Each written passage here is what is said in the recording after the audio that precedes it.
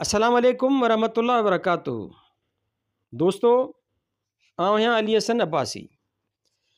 अवां जेकॾहिं मुंहिंजो चैनल पहिरियों दफ़ो ॾिसी ॿुधी रहिया आहियो त बराए महिरबानी मुंहिंजे चैनल खे सब्सक्राइब कंदा, बेल आइकन खे क्लिक कंदा ऐं जेकॾहिं मुंहिंजी ऑडियो पसंदि अचे त उनखे लाइक कंदा ऐं कमेंट्स बॉक्स में पंहिंजी राय खां आगाह कंदा।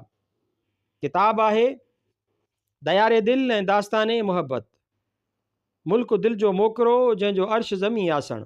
चुटो फ़कीर सांगी। मुसनिफ़ GM सैयद। छपाईंदड़ फिक्शन हाउस लाहौर, हैदराबाद, कराची। छापो पहिरियों साल 2013 ईस्वी। सिफ़ा 374। किस्त ॿी 9। ख्वाजा मोहम्मद हसन जान सरहदी अलह। ही बुज़ुर्ग ख्वाजा अब्दुर्रहमान मुजद्दिदी अलह जो फ़र्ज़ंद ऐं हज़रत इमाम ग़ुलाम अहमद रब्बानी अलह जी औलाद मां हो। टंडे मोहम्मद ख़ान लॻे टंडे साईं दाद में रहंदो हो। संदन सिलसिला तरीक़त नक्शबंदी हो ऐं संदसि मज़हबी एतिक़ाद फ़लसफ़ा वहदतुल शहूद सां ताल्लुक़ रखंदड़ हुआ। पढ़ंदड़नि खे मालूम हूंदो त मूंखे नंढपिण खां क़ुर्बे इलाही, रूहानी तरक़ी ऐं रमूज़े मख़फ़ी जे मालूम करण जी सुध सताईंदी रही थे। उन लाइ किताबनि जे पढ़णु, परहेज़गारी, तज़किया नफ़्स ऐं सुहबत जो नुस्ख़ो बि तजुर्बे हेठि अची चुको हो। मूं ते उहो असरु वेठल हो त जहिड़ीअ तरह इश्क़ मिजाज़ी माण्हूअ जूं लिकल कुवतूं तहरुक में आणे थो, अहिड़ीअ तरह मुमकिन आहे त के बुज़ुर्ग उहा ताक़त रखंदा हुजनि जे दिल जी दरी खोले इसरार इलाही ऐं क़ुर्बे ख़ुदावंदी हासिल करण में मदद करे सघनि। मूं ते उहो असरु वेठल हो त ज़िक्र ज़ाती हिकु कुंजी हो जंहिंजी जारी करण सां दिल जी दरी खुली पवंदी ऐं माण्हू न ॿुधल न सोयल ॻाल्हियूं मालूम करे सघंदो। उन करे उन नुस्ख़े जो बि तजुर्बो करणु ज़रूरी ॼातमि। उन वक़्तु ज़िक्र ज़ाती जारी करण वारनि बुज़ुर्गनि में ख्वाजा साहब जे फ़र्ज़ंद साहिबज़ादा अब्दुल सत्तार जान सां दोस्ताना ताल्लुकात हुआ। उन करे संदसि मार्फत सेप्टेम्बर 1937 ईस्वीअ ते कोयटा में वञी ख्वाजा साहब खां नक्शबंदी ज़िक्र अलाह जी तलक़ीन वरितमि। ख्वाजा साहब शरीयत जो सख़्तु पाबंद हो। इन पहिरीं मूंखे ॾाढ़ी रखाराई, पोइ फजर नमाज़ खां पोइ खॿे तरफ़ दिलि ते हथु रखी अलाह जो ज़िक्र ॾसे तसरुफ़ विधो। उन खां पोइ हर रोज़ु तहजुद खां पोइ ज़िक्र ज़ाती पहुचाइण जो हुकुम मिलियो। कोयटा में सख़्तु सर्दी हुई। थधे पाणीअ सां इस्तंजा ऐं वज़ू करणो पवंदो हो। जाइ में गर्मीअ जो निज़ाम कोन हो। दुंबे जे गोश्त खाइण करे इसाल थी पिया, लेकिन बावजूदि उन जे रूहानी मदारिज तय करण जे आसिरे ते सबक़ पढ़ंदो रहियुसि। मूंखे पतो हो त मुंहिंजो ज़मीर वहदतुल वजूद जे ख़मीर सां ॻोहियल हो, पर बावजूदि हुन जे ख़ुदा शनासीअ जे शौक़ बिना तमीज़ जे नेही वञी ख्वाजा साहब निमायो। उते कुझु वक़्तु रहण बाद ज़िक्र पचाइण जी हिदायत सां वापसि वरण जी इजाज़त वठी पोइ हिते मोटियुसि। जॾहिं उते होसि त बिरादरम पीर अली मोहम्मद शाह राशिदीअ मूंखे कोयटा में हिकु डिघो ख़तु लिखियो जो संदसि ख़ुतबनि जे छपियल किताब जे सिफ़े 34 खां 37 ताईं ॾिनल आहे। उन जा के टुकड़ा मुलाहिज़ा लाइ पेश करियां थो। सच चवां त मूंखे उन्हनि माण्हुनि जी रूहानियत में एतबार कोन आहे जे रूहानियत विकिणण लाइ दुकान कढियो वेठा आहिनि। पैगम्बर ख़ुदा रूहानियत जो मुख्य सरचश्मो हो, लेकिन हिन कॾहिं बि अॼुकल्ह जी रूहानियत जे दावेदारनि वांगुरु शख़्सी मुश्तहरी करे रूहानियत खे पेशो न बनायो। मूं ख्वाजा साहब खे ॾिठो आहे, पर मूं ते को बि असरु न कयो आहे। संदसि सारो माहौल तिजारती मंडीअ वारो ॾिसण में आयुमि। उहो अक्सर परहेज़गारीअ जी निमाश करे थो। मुंहिंजे ख़्याल मूजिबि ख्वाजा साहब नायत चङो हूंदो, पर मूंखे पक आहे त ही उहो न आहे जेकी माण्हू खेसि सम्झनि था। हिन जी रहणी करणी मां तसन्न जी झलक पई नज़र अचे। अज़न सवाइ ऐं ज़िंदगीअ खे कंहिं बि तक़वा जे ज़ाब्ते हेठि मुक़ीद रखण जो क़ाइल न आहियां। पोइ खणी उनखे कहिड़नि बि सुठनि लफ़्ज़नि सां पेश कयो वञे।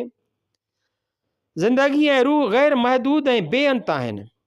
उन्हनि खे कनि मुक़रर रस्तनि ऐं रुकावटुनि सां महदूद बनाइण मुंहिंजे जज़्बा आज़ादी ऐं रूह इनक़लाब जे ख़िलाफ़ु आहे। जेसीं ताईं मूंखे यकीन न ॾियारियो वियो आहे, तेसीं ताईं ख़ुदा जे वसाल ऐं नज़दीकीअ लाइ मुला या पीर जी शाहिदी या मदद ज़रूरु नथो सम्झां। ख़ुदा सां मुंहिंजे ताल्लुकात जो नाज़ुक तरीन रस्तो आहे। मूंखे उन लाइ ट्रियाकड़ जी ज़रूरत न आहे। मज़हब जीअं उन जे मुलनि तशरीह कई आहे या पीरनि पेश कयो आहे, त इंसान ज़ात जे मुश्किलातुनि खे घटाइण बदिरां वधायो आहे। उन्हनि जी पैरवी करण बदिरां दिलि जे हिदायतुनि ऐं दिमाग़ी रोशनीअ जी रहबरीअ खे वधीक पसंदि करियां थो। उहे मुला ऐं पीर मुंहिंजी हिदायत करण जा अहल न आहिनि। उन ग़ैर महदूद ऐं बेअंत ताक़त जो जुज़ो आहियां जंहिंखे महदूद करणु संदसि शान किबरियाईअ जे ख़िलाफ़ु थींदो। मुंहिंजी ज़िंदगी माण्हुनि जे ठाहियल दस्तूरनि ऐं कानूननि ख़िलाफ़ु जिहाद में पे गुज़री आहे। मुंहिंजा प्यारा सैद, ज़िंदगीअ जो लुत्फ़ ई वञे हलियो जॾहिं उनखे माण्हुनि जे ठाहियल कानूननि जे ताबे बनाइजे थो। उनखे आज़ादु करण सां ई जावेदान बणाइणो आहे। बदरिया ग़लत बा मोजशे दरे आवेज़ हयाते जावेदा अंदरे सतेज़ अस्त। माना समुंड में टपो ॾेई लहरुनि सां टकर में अच। दाइमी ज़िंदगी जिदोजहद में लिकल आहे। दस्तूरनि जे मुताबिक़ कॾहिं बि ज़िंदगीअ में मौज न आंदी आहे। उहो इनक़िलाब ई आहे जो उन में दाइमी ताज़गी पैदा करे थो। जेकॾहिं भाई त दाइमी सुरूर हासिल करियां त पाण खे इनक़िलाब जे कुन में उछले छॾ। ज़िंदगी चुरपुर जो ॿियो नालो आहे। मौजेम के आसूदगीए मां अदम मां अस्त मां ज़िंदा ब अनीम के आराम नगीरम। माना उहा लहर आहियां जंहिंजी ज़िंदगीअ जो मदार तलातम ते आहे। उनजी आसूदगी ऐं आराम उनजी मौत बराबरि आहे। बीठल नब्ज़ ज़िंदगीअ जो इज़हार नथी करे सघे। सच चवां जे दिलि में न थिए ई त मूंखे तुंहिंजे आबदाना ज़िंदगीअ गुज़ारण मां को फ़ाइदो नथो नज़र अचे। तूं बजाए कंहिं ॿिए जी पोइलगी करण जे पाण खे दस्तूरनि ऐं शरीयती पाबंदियुनि खां आज़ादु करे अंदर जी रहबरीअ पुठियां हल। उन तजुर्बे खे घणो वक़्तु गुज़री चुको आहे। तारीख़ जी कसवटी ऐं हक़ीक़तुनि जे तजुर्बे बाद हिन नतीजे ते पहुतो आहियां त ख्वाजा साहब जी सोबत मां मूंखे ख़ुदा शनासी, रूहानी तरक़ी या रमूज़ इलाही हासिल न थिया, पर मुंहिंजे मज़हबी अक़ीदनि ऐं सियासी ज़िंदगीअ ते सालनि जा साल उन जो असरु हलंदो रहियो। मूंसां गॾु केतिरा साथी बि उन ॻाल्हि जो शिकार थिया, वेंदे पीर अली मोहम्मद शाह राशिदीअ ताईं, जंहिं मूंखे उन ई तसना ऐं शरीयती कोड़कीअ में फासण खां मन थे कई। जेकॾहिं मंज़िलगाह जहिड़ी बोसीदा ऐं गैराबाद मस्जिद जे आज़ादीअ खे सियासत मुल्क जो जुज़ो बनाए नादानिस्ता हिंदू मुस्लिम फ़सादनि जो कारण बनियुसि त उन लाइ वक़्तु गुज़रण बाद उन ई असर खां जवाबदार ॼाणा थो। मंज़िलगाह मस्जिद तहरीक जी सरपरस्ती करण वक़्तु सिंध जा सूफ़ी मंश मिस्टर जमशेद मेहता ऐं दादा जेठमल परसराम मूंखे सम्झाइण आया त उहो तरीक़ो तुंहिंजी रिवायत जे ख़िलाफ़ु हो, पर मूं ते उन वक़्तु मज़कूरा बाला असर करे फ़िरका परस्तीअ जो भूत सवार हो, सो दुरुस्त थी न सघियुसि। बाद में जमशेद मरहूम हिकु दोस्त सां गुफ़्तगू कंदे ज़ाहिर कयो त सैद जी आबदाना ज़िंदगी खेसि नूर इलाहीअ जी तजली हासिल करण जे एवज़ डार्क फोर्सिस ज़ुल्मत जी साया हेठि आणे छॾियो आहे। जॾहिं उन खां पोइ मुस्लमाननि जी जुदागाना क़ौम जे ग़लति नज़रिए हेठि हिंदू मुस्लिम नफ़रत जे बुनियाद ते पाकिस्तान जे हुसूल लाइ जिदोजहद कयमि त बि उन जो कारण उहो ई असर हो। मंज़िलगाह तहरीक सवन हिंदू मुस्लमाननि जी क़त्ल ऐं लखा रुपयनि जे जाइदाद जी तबाहीअ जो कारण बनी। पाकिस्तान हलचल लखा हिंदू मुस्लिम जे क़त्ल, किरोड़ा हिंदू मुस्लमाननि जी जलावतनी, अरबा रुपयनि जी जाइदाद जे तबाह थियण जो बाहिस बनी। उहे ॻाल्हियूं मुंहिंजी ख़ुदा शनासीअ जे राह जो तजुर्बो हुयूं। ख्वाजा साहब जी जदे अमजद जी पैरवी ऐं असर करे औरंगज़ेब उहा राह अख़्तियार कई जा हिंदुस्तान में मुस्लिम मुग़ल शहनशाहियत जे ख़ात्मे जो बाहिस बनी। उन जी तालीम जे असर हेठि अलामा इक़बाल हिंदू मुस्लमाननि जे जुदा क़ौमुनि जे नज़रिए खे ईजाद करे सदाह वरियनि जे सूफ़ियाना इकराम जे इतिहाद इंसानियत जे जज़्बे हेठि पैदा कयल मोहबत ते पाणी फेरे नफ़रत जो ॿिज पोखियो ऐं उन ई असर हेठि असां गुमराह थी मुल्क जो विरहाङो करायो ऐं पाकिस्तान क़ाइमु थियो। उन ई असर हेठि बंगालियुनि खे संदन जाइज़ हक़ न ॾियण सबबि जुदा थियण लाइ मजबूर कयो वियो ऐं ख़बर न आहे त उहे असर रहियल पाकिस्तान जो कहिड़ो असर बनाईंदा। 10 मौलवी ग़ुलाम अहमद साहब मलकाणी रहम दादू। ही साहब दादूअ जे भर में मलकाणियुनि में रहंदो हो। वॾो आलिम ऐं 3 सिलसिला तरीक़त हर हिकु नक्शबंदी, कादरी ऐं सरवर्दी मां मुस्तफ़ीज़ थियल हो। संदसि तरीक़ा ऐं असर अंदर मौलूद चवराए रिकत क़ल्ब पैदा करे पोइ ज़िक्र करण ऐं असर विझण जो हो। पोयां केतिरा ख़लीफ़ा छॾे वियो आहे जे माण्हुनि खे रोज़ निमाज़ ऐं ज़िक्र जी तलक़ीन कनि था। मूंखे ख़बर न आहे त संदसि सिलसिला ऐं तरीक़त मुरीदनि में इख़लाक़ ऐं रूहानियत केतिरे क़दुरु पखिड़ण लाइ कारआमद थियो आहे।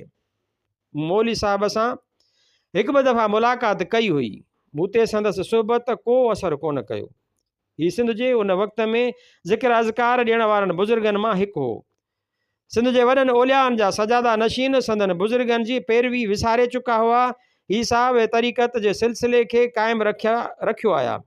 मुमकिन आहे मुरीदनि जे इख़लाक़ जी दुरुस्तीअ लाइ कुझु करे सघिया हुजनि, पर ख़ुदा जी शनाख़्त रूहानियत ऐं रमूज़ इलाहीअ जे लाइ मुंहिंजी सम्झ हार हू घणो कुझु करे न सघिया हुआ। 11 पीर मियां मोहम्मद शाह ज़िक्री अलैहिर्रहम सकिरंड।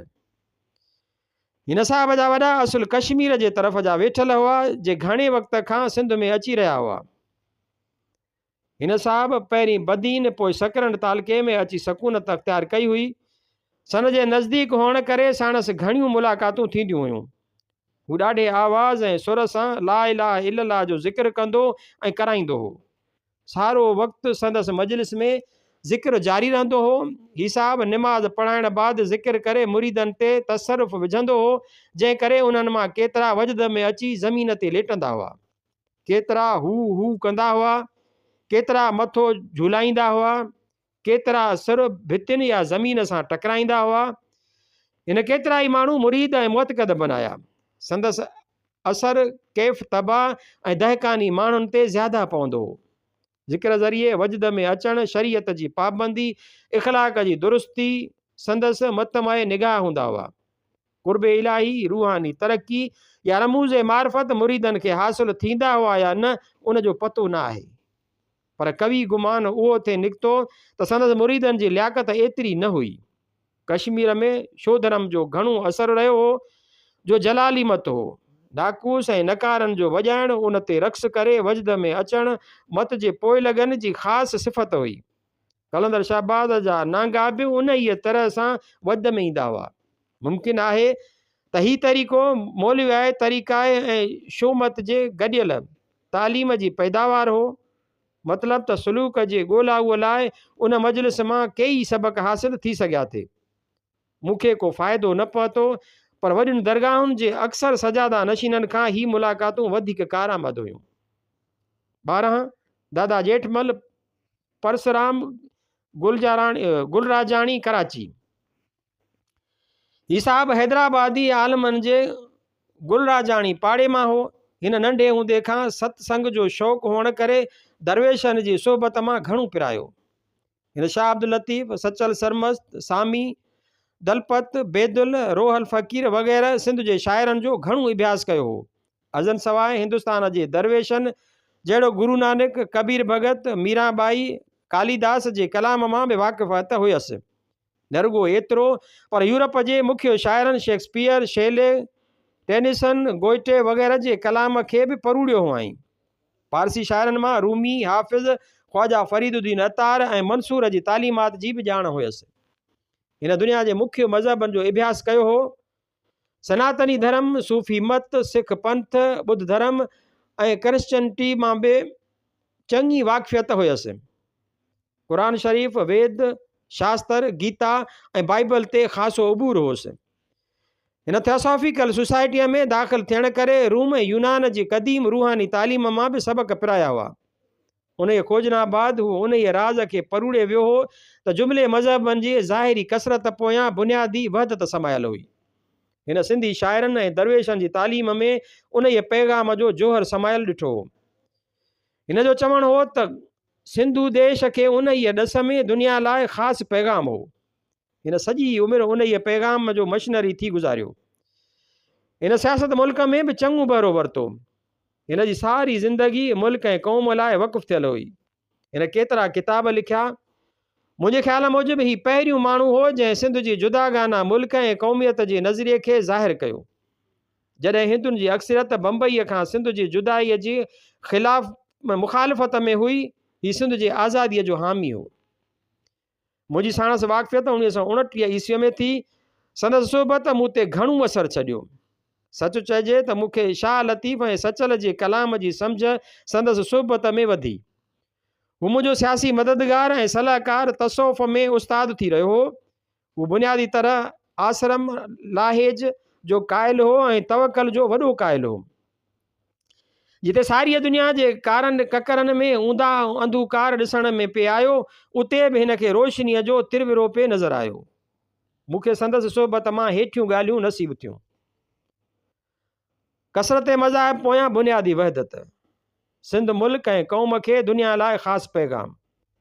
ला तकनतू मिन रहमतुल्लाह जी माना ऐं मफ़हूम। मज़हबनि जो रूह इश्क ऐं मुहबत हो। आइडियलिस्ट ऐं प्रैक्टिकल सियासतदान जो तफ़ावत ऐं पहिरें जो तफ़ौक़। साणे जे अकीचार मुहबत, हुस्न खां मुतासिर थियण वॾे में वॾी ग़िज़ा ऐं नेमत हुई। 13 मियां अब्दुल रहीम साहब दरअसल मुलाक़ातियार।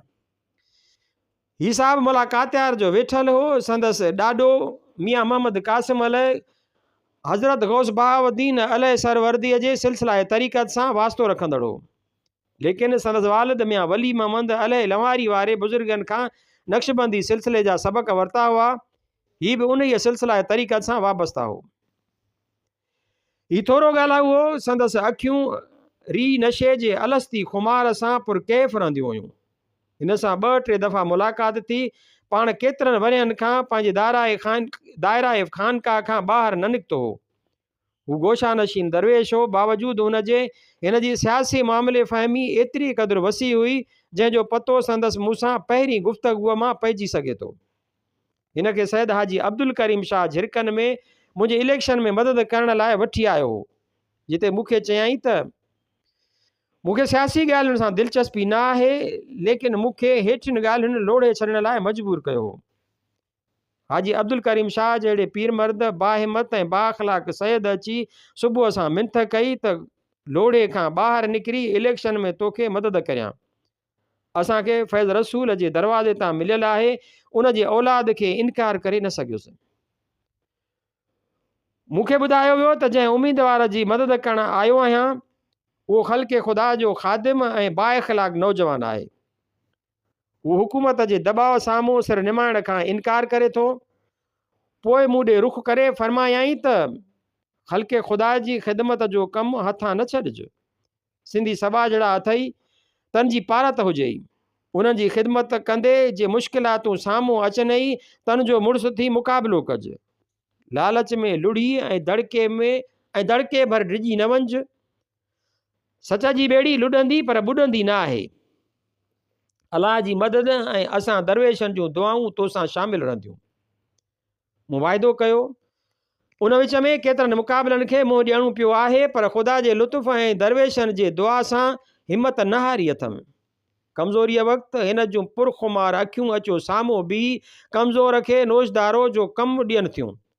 मूंखे संदसि सोबत मां हेठियां सबक़ हासिल थिया। हू उबुल वतनी जो मुजस्मो हो। सिंधियुनि जी मुहबत खेसि ईमान कामिल अता कयो हो। रूहानी तरक़ी ईमान कामिल जो हिसो हुई। घणे गौर ऐं फ़िक्र बाद जो सुरूर माण्हूअ खे हासिलु थिए थो, उन्हीअ जो पतो खुमारियल अखियुनि मां पवे थो। सिंध ऐं सिंधियुनि जी मुहबत ऐं ख़िदमत लाइ जो हुकुम ॾिनाई, उन मां मूंखे क़ुर्बे इलाही ऐं रूहानी तरक़ी हासिलु थियण जो पतो ॾसियो आई। लालच ऐं ख़ौफ़ जहिड़ी तरह रूहानी तालिब जी राह में रुकावटूं हुयूं, साॻी तरह उहे अमली दुनिया में वॾियूं रंडकूं बणिजी सघियूं थे। माशूक़ जे अखियुनि जो खुमार ऐं ख़ुदा रसीदा बुज़ुर्ग जे अखियुनि जी जोत ॿिन्ही जे साॻिए सरचश्म मां बखरो मिलियल आहे। अहले ममातीअ मां फैज़ हासिल करण जी कोशिश।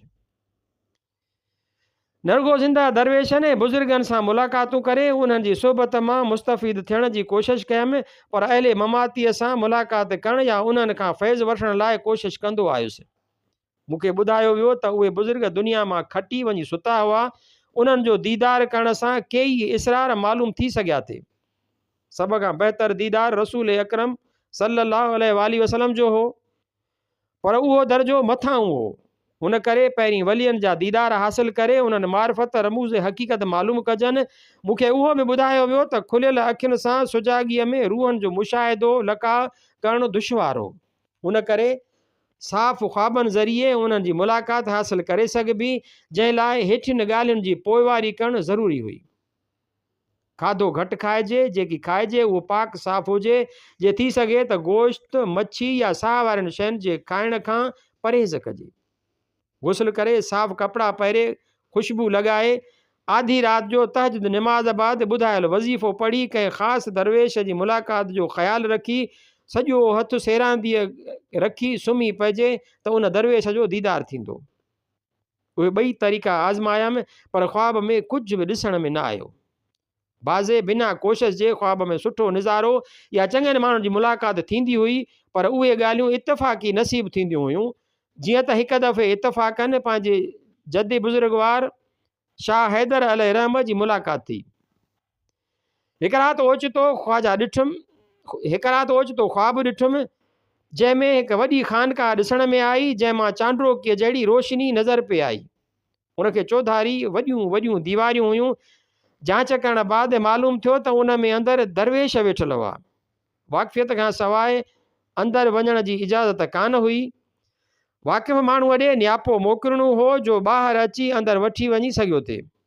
उन ते मूं हिकु माण्हूअ खे जो दरबान मालूम थियो थे अर्ज़ु कयो त अंदरि शाह हैदर अलैहिर्रहम हुजे त खेसि पैगाम वञी ॾे त तुंहिंजी औलाद मां फलाणो ॿाहिरि बीठो आहे ऐं अव्हां सां मिलणु घुरे थो।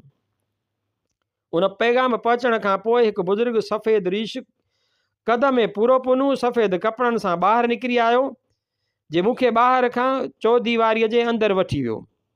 उनखां पोइ अंदरि हिकु ॿी वॾी महलात जहिड़ी जाइ ॾिसण में आई। अंदरि हली मूंखां अचण जो सबबु पुछियईं। मूं चयोमांसि त ख़ुदा शनासीअ लाइ हज़रत पैगम्बर ख़ुदा मोहम्मद मुस्तफ़ा सल्लल्लाहु अलैहि वसल्लम जी ज़ियारत जो शौक़ु अथमि।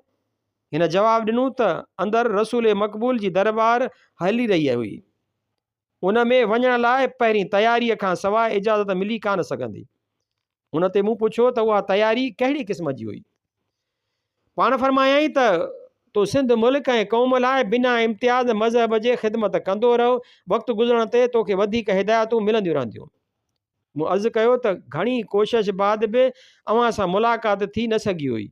अॼु इतफ़ाक़ सां दीदार थियो आहे, वरी अव्हां सां कॾहिं ऐं कहिड़ी तरह सां मिली सघां थो। उन ते पाण हिकु लफ़्ज़ ॿुधायाऊं त उहो वाच विर्द जो कमु ॾेई मूंखे साणसि मिलण जो मौक़ो मुयसरु कंदो। मूंखे उहो बि ॿुधायो वियो त सिंध जी हिफ़ाज़त ऐं रहबरीअ जी वाग हेठियुनि 12 अरवाहनि मुक़दसा जी सुपुर्द हुई।